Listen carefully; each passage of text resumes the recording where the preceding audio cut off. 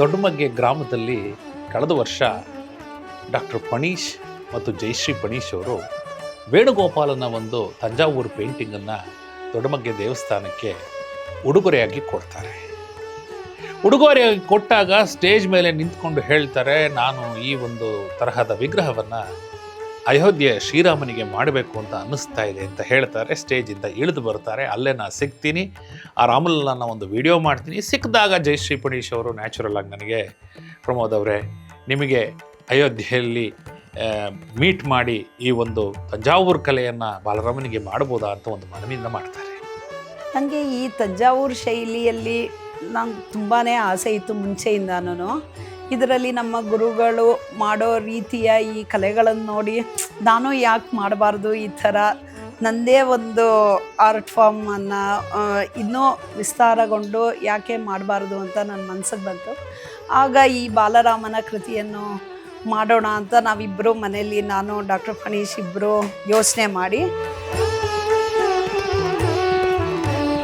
ಉಡುಪಿಯ ಸತೀಶ್ ಸೇತ್, ನಮ್ಮ ಡಾಕ್ಟರ್ ಪಣೀಶ್ ಅವರು ಮತ್ತು ಅವರ ಜಯಶ್ರೀ ಪಣೀಶ್ ಅವರು ಈ ಥರ ಅಯೋಧ್ಯೆಗೆ ಬಾಲರಾಮನನ್ನು ಮಾಡಬೇಕು ಅಂತ ಇದ್ದಾರೆ ತಂಜಾವೂರು ಪೇಂಟಿಂಗಲ್ಲಿ. ತಾವು ದಯವಿಟ್ಟು ಪೇಜಾವರ ಶ್ರೀಗಳ ಬಳಿ ಕರ್ಕೊಂಡು ಹೋಗೋಕ್ಕಾಗತ್ತಾ ಉಡುಪಿಗೆ ಅಂತ ಒಂದು ಕಳಕಳಿಯ ಮನವಿಯನ್ನು ಮಾಡಿದೆ. ಅವರು ಉಡುಪಿಗೆ ಕರ್ಕೊಂಡು ಹೋದರು. ಶ್ರೀಗಳಿಗೆ, ವಿಶ್ವತೀರ್ಥ ಪೇಜಾವರ ಶ್ರೀಗಳಿಗೆ ಪರಿಚಯ ಮಾಡಿಸಿದರು. ಪರಿಚಯ ಮಾಡಲಿಸಲಿಕ್ಕೆ ಉಡುಪಿಯಲ್ಲಿ ಇನ್ನೊಬ್ಬ ವ್ಯಕ್ತಿ ಮಹೇಶ್ ಠಾಕೂರ್ ಅಂತ, ಅವರು ಸಹ ಅಲ್ಲಿ ಆ್ಯಕ್ಟಿವ್ ಆಗಿ ಬಂದು ಅವರು ಸಹ ಶ್ರೀಗಳ ಬಳಿ ಕರೆದುಕೊಂಡು ಹೋಗಿ ಪರಿಚಯ ಮಾಡಿಸಿ, ಅಲ್ಲಿಂದ ಅವ್ರು ಹೇಳಿದರು ಕಲಾಕೃತಿಯನ್ನು ನೀವು ಮಾಡಬಹುದು ಅಂತ ಒಂದು ಅನುಮತಿಯನ್ನು ಕೊಟ್ಟರು. ಕಲಾಕೃತಿ ಮಾಡಲಿಕ್ಕೆ ಮೇಡಮ್ ಅವರು ಶುರು ಮಾಡಿದರು.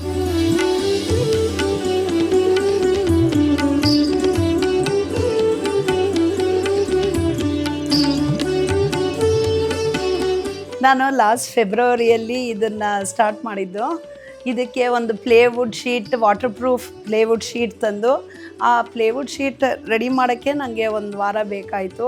ಅದಕ್ಕೆ ಥಿನ್ ಮಲ್ಕ್ಲಾತ್ ಎಲ್ಲ ಹಾಕಿ ಅದರ ಮೇಲೆ ನಾನು ಫೆವಿಕಾಲಿಂದ ಅದೆಲ್ಲ ರೆಡಿ ಮಾಡಿಕೊಂಡು, ಕಪ್ಪೆ ಚಿಪ್ಪು ಮತ್ತು ಕವಡೆಗಳಿಂದ ಅದೆಲ್ಲ ನೈಸ್ ಮಾಡಿಕೊಂಡು ಬೋರ್ ರೆಡಿ ಮಾಡಿದ್ದಾಯಿತು. ನಂತರ ರಾಮನ ಒಂದು ಮೂರ್ತಿಯನ್ನು ಅದರ ಮೇಲೆ ಬರೆದುಕೊಂಡು ಥರ್ಮೋಕಾಲಲ್ಲಿ ಅದೆಲ್ಲ ಕಟ್ ಮಾಡಿಕೊಂಡು ಅದಕ್ಕೆ ಅಂಟಿಸ್ಕೊಂಡೆ. ನಂತರ ಅದ್ರ ಮೇಲೆ ಕ್ಲೇ ವರ್ಕ್ ಹಾಕಿ ಆ ರಾಮನ ಕಲಾಕೃತಿಯನ್ನು ಮುಚ್ಚಿ ಅದರ ಮೇಲೆ ಡಿಸೈನ್ಸ್ ಎಲ್ಲ ಮಾಡಿ ಅದರ ಮೇಲೆ ಚಿನ್ನದ ಹಾಳೆಗಳನ್ನು ಅಂಟಿಸಿ, ನಂತರ ಪ್ರೆಷರ್ಸ್ ಆ್ಯಂಡ್ ಸೆಮಿ ಪ್ರೆಷರ್ ಸ್ಟೋನ್ಗಳಿಂದ ಈ ಕಲಾಕೃತಿಯನ್ನು ಮಾಡಿ ಮುಗಿಸ್ದೆ. ಇದಕ್ಕೆ ಆಲ್ಮೋಸ್ಟ್ ನನಗೆ 9 ತಿಂಗಳು ಬೇಕಾಯಿತು. ನಂತರ 2832 ಗಂಟೆಗಳ ಕಾಲ ಪ್ರತಿ ದಿವಸ 12ರಿಂದ 14 ಗಂಟೆ ಕಾಲ ಶ್ರಮ ವಹಿಸಿ ಈ ಕಲಾಕೃತಿಯನ್ನು ಹೊರತಂದಿದ್ದೇನೆ.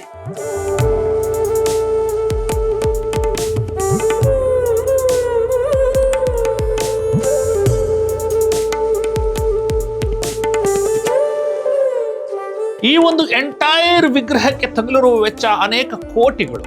ಈ ಕೋಟಿಯನ್ನು ತನ್ನ ವೃತ್ತಿಯಲ್ಲಿ ದುಡಿದು ಅದನ್ನು ಹಾಕಿ ಸಮರ್ಪಣಾ ಮನೋಭಾವದಿಂದ ಅವರ ಎಂಟೈರ್ ಫ್ಯಾಮಿಲಿ, ಇದಕ್ಕೆ ಅವರ ಅಣ್ಣ ತಮ್ಮಂದರು, ಅವರ ಫ್ಯಾಮಿಲಿ ಕುಟುಂಬಗಳು, ಅವರ ಫ್ಯಾಮಿಲಿ ಮೆಂಬರ್ಸು, ಮಕ್ಕಳುಗಳು ಸಹ ಸಾಥನ್ನು ನೀಡಿದ್ದಾರೆ. ಈ ಸಾಥನ್ನ ನೀಡಬೇಕಾದರೆ ನನಗೆ ನಮ್ಮ ಕುಟುಂಬವೂ ಸಹ ಸಾಥನ್ನ ನೀಡಿದೆ ರಾಮನ ಕೆಲಸದಲ್ಲಿ. ದಿನಕ್ಕೆ 10 ಗಂಟೆ ಕೆಲಸ ಮಾಡಿ ಇದರಲ್ಲಿ ದಶಾವತಾರವನ್ನು ರೂಪಿಸಿ ಅನೇಕ ಡೈಮಂಡ್ಗಳು, ರೂಬಿ, ಎಮರಾಲ್ಡ್ಗಳನ್ನು ಹಾಕಿ ಶ್ರದ್ಧೆಯಿಂದ, ನಿಷ್ಠೆಯಿಂದ ಕಲಾಕೃತಿಯನ್ನು ಜಯಶ್ರೀ ಪಣೀಶ್ ಅವರು ಮಾಡಿದ್ದಾರೆ. Behind a successful man there is a woman ಅಂತ ಹೇಳ್ತೀವಿ, ಆದರೆ ಈ ವಿಚಾರದಲ್ಲಿ behind a successful woman there is a man ಅಂತ ಹೇಳ್ತೀವಿ. ಬರೀ ದುಡ್ಡುಗೋಸ್ಕರ ವೈದ್ಯ ವೃತ್ತಿಯನ್ನು ಮಾಡುತ್ತಾ ಇಲ್ಲ.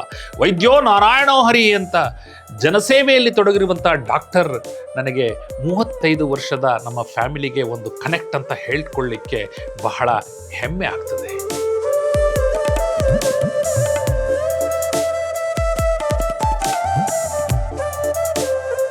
ಸೊ ಇದಕ್ಕೆ ನನ್ನ ಹಸ್ಬೆಂಡ್ ಡಾಕ್ಟರ್ ಪಣೀಶ್ ಅವರು ತುಂಬಾ ನನಗೆ ಈ ವಿಷಯದಲ್ಲಿ ಬೆಂಬಲ ಕೊಟ್ಟು ಪ್ರೋತ್ಸಾಹಿಸಿ ಈ ಬಾಲರಾಮನ ಕೃತಿಯನ್ನು ಅಯೋಧ್ಯೆಗೆ ತಲುಪಿಸೋದಕ್ಕೆ ತುಂಬ ಸಹಕಾರ ಕೊಟ್ಟಿದ್ದಾರೆ.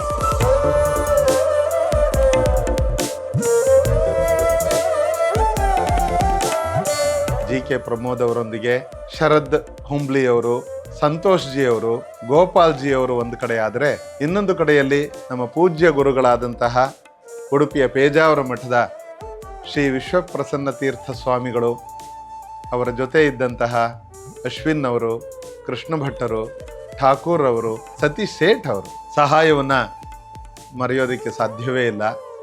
ಈ ಕಲಾಕೃತಿ ಮುಗೀತಾ ಇದ್ದ ಹಾಗೆ ಅದನ್ನು ನೋಡಿ ಬಹಳಷ್ಟು ಜನ ಪುನೀತರಾಗಿದ್ದಾರೆ.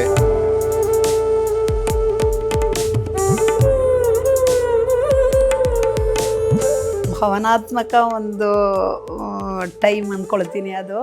ಯಾಕೆಂದರೆ 9 ತಿಂಗಳಿಂದ ರಾಮನ ಜೊತೆ ಇದ್ದು ಪ್ರತಿಯೊಂದು ದಿವಸನೂ ಎದ್ದ ತಕ್ಷಣ ನಾವು ಬಂದು ರಾಮನ ನೋಡಿ ನಮಸ್ಕಾರ ಮಾಡಿ ಅದು ಪೂಜೆ ಪುನಸ್ಕಾರ ಎಲ್ಲ ಮಾಡಿ ಆ ಕೆಲಸ ಶುರು ಮಾಡ್ತಾಯಿದ್ದೆ. ಸೊ ಇನ್ನೇನು ಕಳಿಸ್ಕೊಡೋ ಟೈಮ್ ಬಂತಲ್ಲ ಅಂತ ತುಂಬ ಒಂದು ಕಡೆ ಒಂಥರ ಮಿಕ್ಸೆಡ್ ಫೀಲಿಂಗ್ ಇತ್ತು ನನ್ನ ಮನಸ್ಸಲ್ಲಿ. ಒಂದು ಕಡೆ ಒಂದು ಲಕ್ಷಾಂತರ ಜನ ನೋಡ್ತಾರೆ ಈ ಕೃತಿಯನ್ನು, ಕಲಾಕೃತಿಯನ್ನು ನೋಡಿ ತುಂಬ ಸಂತೋಷ ಪಡ್ತಾರೆ ಅಂತ ಇದ್ರೂ ನಮ್ಮ ಮನೆ ಬಿಟ್ಟು ಹೋಗ್ತಾರಲ್ಲ ರಾಮ ಅಂತ ಒಂದು ಕಡೆ ದುಃಖ ಆಗ್ತಾಯಿತ್ತು. ಬಟ್ ಯಾವತ್ತಿದ್ರೂ ರಾಮನ್ನ ಅವರ ಮೂಲ ಸ್ಥಾನಕ್ಕೆ ಕಳಿಸ್ಕೊಡ್ಬೇಕಿತ್ತು ಅಂತ ಮೈಂಡ್ ಸೆಟ್ ಮಾಡಿಕೊಂಡು ಕಂಟಿನ್ಯೂ ಮಾಡಿದ್ವಿ ಅಷ್ಟೇ.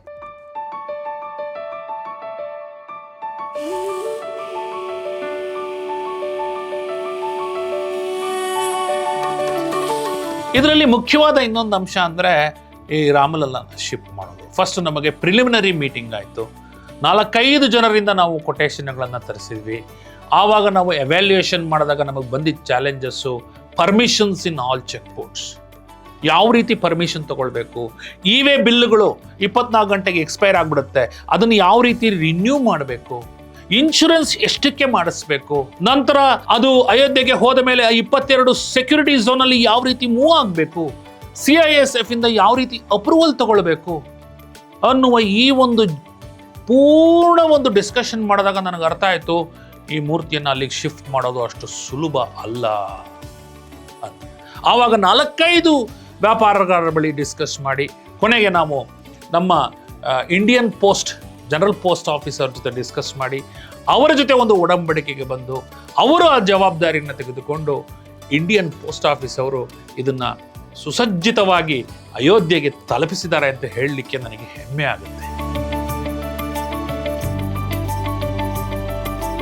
ಅಯೋಧ್ಯೆಯಲ್ಲಿ ತಲುಪಿಸೋದಕ್ಕೆ ಇಂಡಿಯಾ ಪೋಸ್ಟ್ ಅವರು ತುಂಬ ಶ್ರಮ ವಹಿಸಿದ್ದಾರೆ. ಅದರಲ್ಲಿ ಮಂಜುನಾಥ್ ಅವರು, ಸುನಿಲ್ ಅವರು, ಪ್ರಕಾಶ್ ಅವರು ತೋರಿದಂತಹ ಸಹಾಯ ಹೇಳತೀರದು. ಅದರ ಜೊತೆ ತಲುಪಿಸಿದಂತಹ ಆ ಡ್ರೈವರ್ಗಳಿಗೂ ನಾನು ಒಂದು ದೊಡ್ಡ ಥ್ಯಾಂಕ್ಸ್ ಹೇಳಲೇಬೇಕು. ಇವರೆಲ್ಲರ ಸಹಾಯದಿಂದ ಅಯೋಧ್ಯೆಯನ್ನು ತಲುಪಿದೆ. ಇಂಡಿಯನ್ ಪೋಸ್ಟ್ ಆಫೀಸ್ ಈ ತರಹದ ಅನೇಕ ಕಾರ್ಯಕ್ರಮಗಳನ್ನು ಮಾಡಿದಾಗ ಮೇಕ್ ಇನ್ ಇಂಡಿಯಾಗೆ ಒತ್ತು ಕೊಡಲು ಇದಕ್ಕಿಂತ ಉತ್ತಮವಾದ ನಿದರ್ಶನ ನಮಗೆ ಬೇಕೇ?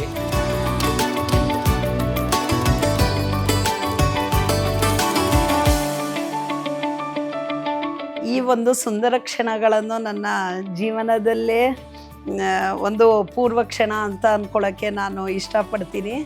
ಇದರ ಈ ಅನಾವರಣಕ್ಕೆ ನಮ್ಮ ಪರಮ ಪೂಜ್ಯ ಗುರುಗಳಾದ ಉಡುಪಿಯ ಶ್ರೀ ಪೇಜಾವರ ಮಠದ ಸ್ವಾಮಿಗಳಾದ ವಿಶ್ವಪ್ರಸನ್ನ ತೀರ್ಥ ಸ್ವಾಮಿಗಳು ಇದನ್ನು ಅನಾವರಣ ಮಾಡ್ತಾ ಇರೋದು ನನಗೆ ತುಂಬ ಸಂತೋಷದ ವಿಷಯ ಅಂದ್ಕೊಳ್ತೀನಿ.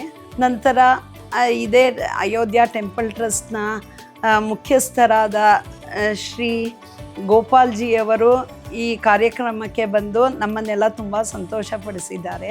ನನಗೆ ತುಂಬ ಸಂತೋಷದ ವಿಷಯ ಇದು. ನಮ್ಮ ಜೀವನದ ಅತ್ಯಂತ ಸಂತೋಷದ ಕ್ಷಣಗಳನ್ನು ನೋಡ್ತಾ ಇದ್ದೀವಿ. ಅಯೋಧ್ಯೆ ಅಂತ ಪುಣ್ಯಕ್ಷೇತ್ರಕ್ಕೆ ನಮ್ಮ ಮನೆಯಿಂದ ಸುವರ್ಣ ಲೇಪಿತ ಶ್ರೀ ಬಾಲರಾಮನ ತಂಜಾವೂರು ಶೈಲಿಯ ಕೃತಿಯನ್ನು ಕಳಿಸಿರೋದು ಬಹಳ ಆನಂದವನ್ನು ಉಂಟು ಮಾಡಿದೆ. ಇದನ್ನು ಮಾಡಿರೋರು ನಮ್ಮ ಧರ್ಮಪತ್ನಿ ಶ್ರೀಮತಿ ಜಯಶ್ರೀ ಫಣೀಶ್ ಅವರು. ಸುಮಾರು 9 ತಿಂಗಳುಗಳಿಂದ ಸತತವಾಗಿ ಸಂತೋಷವಾಗಿ ಶ್ರದ್ಧೆಯಿಂದ ಭಕ್ತಿಯಿಂದ ಆನಂದದಿಂದ ಆ ವಿಗ್ರಹದಲ್ಲೇ ಅವರ ಆತ್ಮವನ್ನೇ ತುಂಬಿ ಕಳಿಸಿದ್ದಾರೆ ಅಂತ ಹೇಳಿದರೆ ಅತಿಶಯೋಕ್ತಿಯಲ್ಲ. ಕರ್ನಾಟಕದ ಮಣ್ಣಿನಿಂದ 120 ಜನ ಹೋಗಿ ಅಲ್ಲಿ ಕನ್ನಡದ ಕಂಪಿನ ಜೊತೆಗೆ ರಾಮಲಲ್ಲನ ಕಂಪು ಸಹ ಮೊಳಗಲಿದೆ. ಇದರಲ್ಲಿ ವಿಶ್ವತೀರ್ಥ ಪೇಜಾವರ ಸ್ವಾಮೀಜಿಗಳು ಹಾಗೂ ಅಯೋಧ್ಯ ಟ್ರಸ್ಟ್ನ ಮುಖ್ಯಸ್ಥರು ಎಲ್ಲರೂ ಸಹ ಭಾಗವಹಿಸಿ ಈ ಕಾರ್ಯಕ್ರಮವನ್ನು ಯಶಸ್ಸು ಮಾಡಬೇಕೆಂದು ತೀರ್ಮಾನ ಮಾಡಿರುತ್ತಾರೆ. ಈ ಒಂದು ಕಾರ್ಯಕ್ರಮದಲ್ಲಿ ನನಗೆ ಅಳಿಲು ಸೇವೆ ಮಾಡುವಂತಹ ಅವಕಾಶ ಸಿಕ್ಕಿದ್ದಕ್ಕೆ ನಾನು ಎಲ್ಲರಿಗೂ ಚಿರಋಣಿಯಾಗಿದ್ದೇನೆ.